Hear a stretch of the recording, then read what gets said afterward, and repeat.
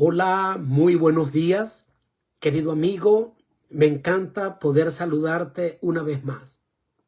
Cómo es de lindo el Señor que día tras día Él nos sostiene, Él nos regala un nuevo amanecer.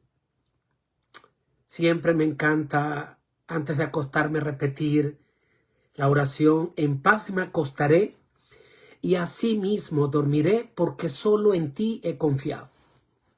Y qué lindo despertar en la mañana sabiendo que hubo un Dios que cuidó de nosotros, y seguir confiando en Él para que durante el resto del día Él sea el que vaya delante de nosotros, acompañándonos, protegiéndonos, proveyéndonos.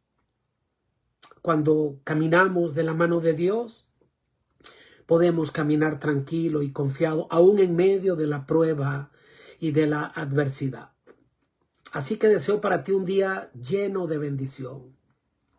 Quiero continuar una vez más estudiando este tema de la semana que ya llega casi a su fin. Mañana solo presentaremos el resumen, pero hoy es esta última sección que vamos a estudiar. Recuerda que el día de ayer hablamos de cómo, en virtud de la separación que generó el pecado entre Dios y el hombre, que antes podían tener una relación directa, personal, diaria, y el pecado entonces crea esta separación.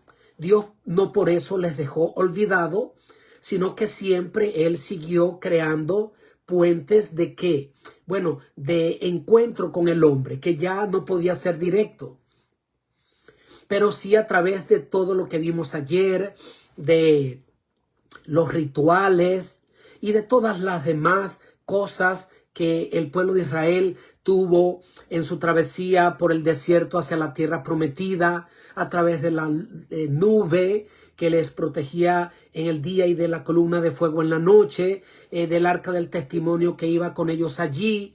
Siempre Dios estuvo entonces manifestando su presencia, y luego a través del templo o de los templos que Dios mandó entonces a construir. Y vimos que todo eso obedece a maneras de cómo Dios, en su interés de acercarse a nosotros, porque siempre la intención es de Dios para con nosotros, no de nosotros para con Dios. En nuestra condición de pecado, el hombre no quiere nada con Dios, ¿ok? Desde que nacemos, ya nacemos con esta tendencia a querer vivir lejos y separados de Él, pero Él nos atrae hacia sí con todo su amor, y nos persigue y nos provee porque nos ama, porque no nos ha dejado olvidado ni nos olvidará nunca. Ahora, para el día de hoy, vamos entonces a ver cómo podemos tener acceso de nuevo al trono de Dios, al cual como consecuencia del pecado dejamos de tenerlo. El título para el día de hoy es: Tú creaste todas las cosas. Así que cuando revisamos la escritura, podemos ver una cosa interesante, y es que solo pocos profetas tuvieron la oportunidad de tener una visión acerca del trono celestial.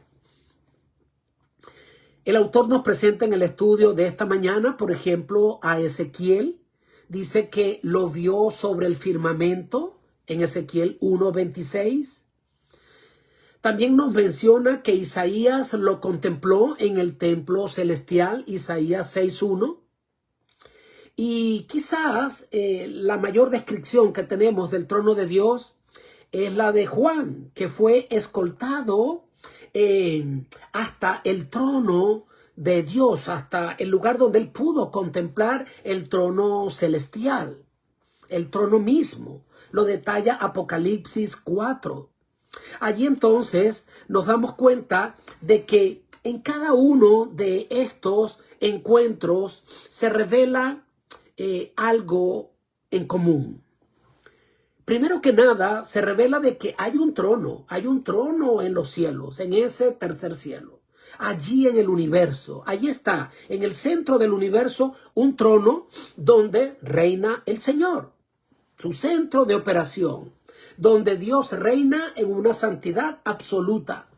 A pesar de que Él es omnipresente y que está en todo momento y en todo lugar, al mismo tiempo, Dios tiene su trono en los cielos.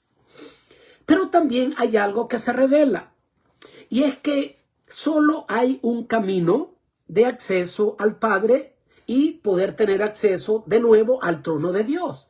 Y es solo a través de la fe en la sangre del Cordero, como lo expresa Levítico 6, 2 y 14 y Apocalipsis 5, 6 al 9. Ahora, el tema central de estas visiones que hemos mencionado y de cualquier otra u otro de los encuentros, haya sido en visión o la que tuvo entonces Noé cuando se le dijo, se lo encontró con Dios en la zarza ardiendo y le dijo, quita tu calzado porque el lugar que pisas santo es.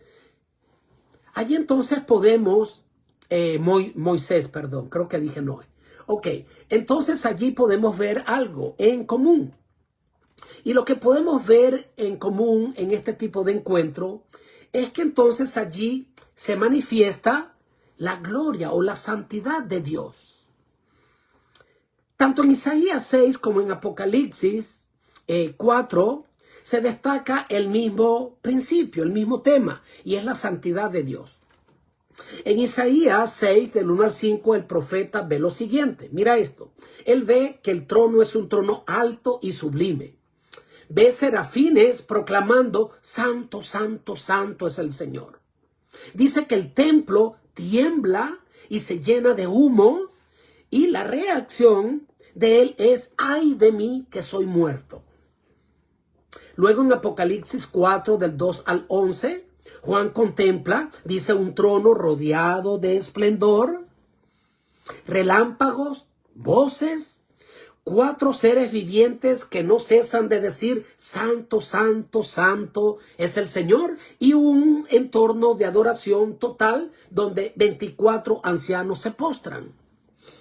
Entonces, en todas estas descripciones y las visiones que tenemos, hay elementos comunes. El trono de Dios es majestuoso, es inaccesible en nuestra condición de pecado o por mérito humano. Y también entonces nos damos cuenta de que los seres celestiales, imagínese usted que pues los que quedaron en el cielo, que no han pecado, ellos reconocen, ¿ok?, lo pequeño que son delante de la grandeza de Dios, y por lo tanto no cesan de decir que Él es santo. Proclaman la santidad de Dios constantemente. El otro elemento es que el ser humano reacciona con indignación y humillación cuando está delante del trono de Dios, cuando contempla la gloria de Dios. Pero también se introduce el tema del Cordero inmolado como la única vía de acceso al Padre. Ahora, la reacción humana cuando estamos delante de la santidad de Dios es entonces profunda, ¿ok? Es una reacción tremenda. Allí dice que Isaías pues reconoce su pecado, a pesar que era un hombre pecador, pero que hacía la voluntad del Señor. Él reconocía que era pecador. Y simplemente él dice, ay de mí, que mis ojos han visto el trono de Dios, la gloria de Dios, y soy hombre de labios inmundos. Dice allí que Juan llora, lo dice Apocalipsis 5:4, al ver que nadie es digno de abrir el libro. Allí entonces él se incluye como uno que es indigno y dice, no hay ninguno digno, y él por eso entonces llora. Ahora, esto nos recuerda una cosa importante. Es el mensaje del tema de hoy, que solo al contemplar la santidad de Dios, allí se nos va a revelar la profundidad de nuestro pecado y nuestra verdadera condición. Lejos de Dios, nos podemos sentir buenos y mejores que los demás. Allí cuando estamos lejos de Dios, no nos damos cuenta de nuestra condición precaria, perdida, y podemos entonces creer que nuestro pecado no es tan grave. Y los podemos justificar, podemos racionalizar y podemos decir, no, es tan malo, hay otros que son peores. Sí, eso sí, pero no por eso dejará de ser pecado.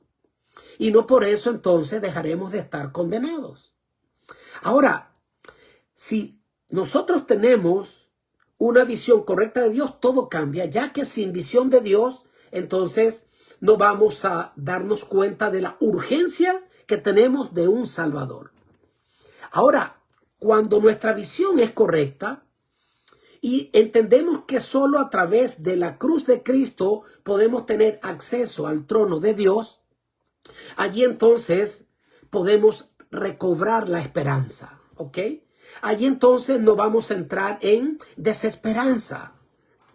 Dice allí que Isaías fue tocado con un carbón encendido, símbolo del perdón. Y dice que este tizón ha tocado tus labios y tu pecado ha sido perdonado.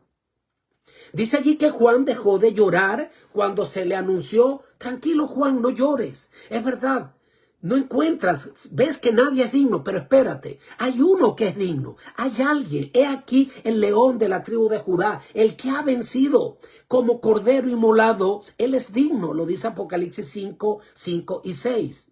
Así que la cruz es el punto de encuentro entre la santidad perfecta de Dios y su amor infinito. Allí es donde vemos cuánto Él nos ama, tanto que se entregó por nosotros. Pero también vemos cuán profunda es nuestra necesidad de ese sacrificio como el único medio a través del cual nosotros nos podemos salvar. La aplicación para nosotros entonces y llamado final del estudio del día de hoy es lo siguiente: ¿cómo tú y yo nos acercamos a Dios? ¿Cómo nos acercamos? Cuando nos acercamos a Él, ¿nos olvidamos de su santidad? ¿Tomamos su nombre a la ligera? Mira que tomar el nombre de Dios en vano es pecado, como que si Él fuera igual que nosotros.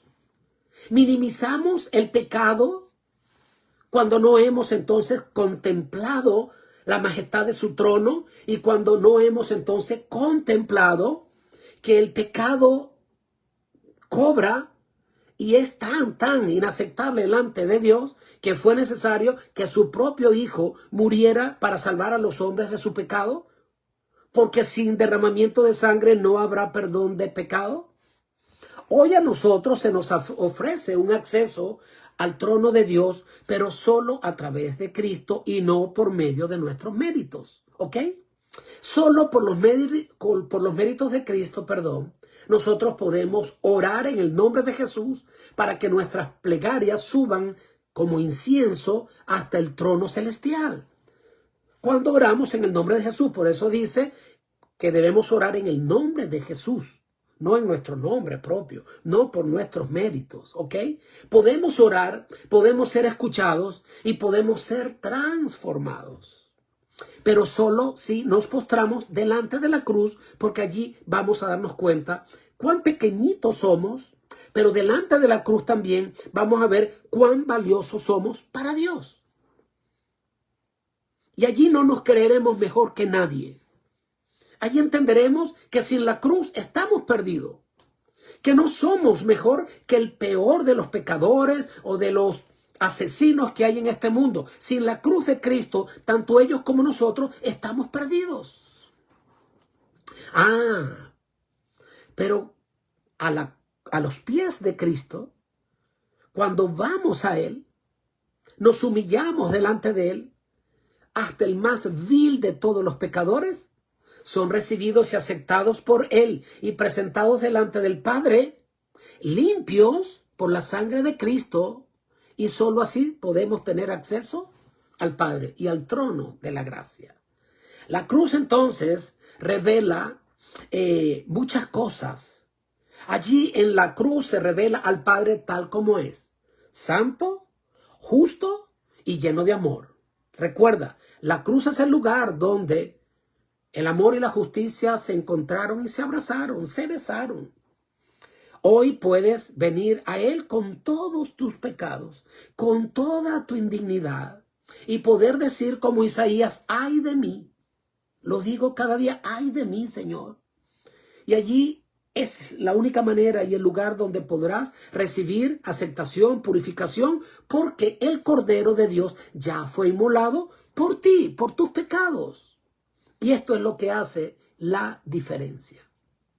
Dios te bendiga. Ha sido un estudio maravilloso, importante, y quiero entonces orar por ti para que Dios te bendiga. Señor querido, gracias. Bendice a todos mis amigos, a todo aquel que haya de recibir esta palabra, que puede sentirse autosuficiente, creer que no te necesita, que puedan entender, Señor, lo finito que somos, lo frágiles que somos y la condición desesperada y condenada a la muerte y a la destrucción si no nos humillamos delante de ti. Pero que a todo aquel trabajado y cargado que siente que no es digno, vaya a la cruz y allí humillado se aferre a la cruz.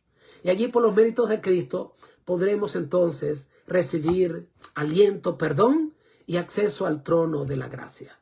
Bendícenos y guárdanos en este día. Lo pedimos en el nombre de Jesús. Amén.